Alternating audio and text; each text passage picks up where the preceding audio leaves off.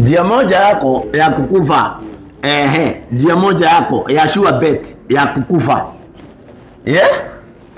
ni kufanya joint registration ya vitu zako, either mkiwa partners ama kwanza na wife. Wacha nikwambie kitu, lazima utapewa ratirati.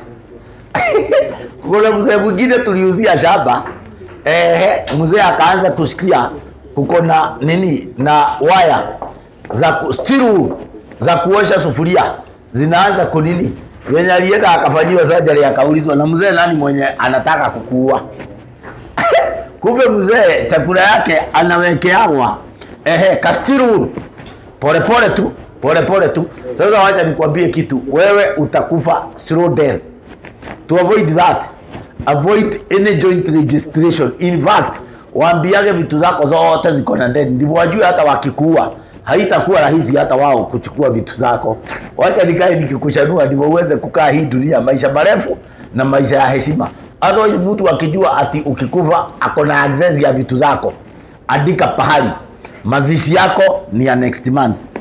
Na sitaishi kukuchanua na hunilipangi.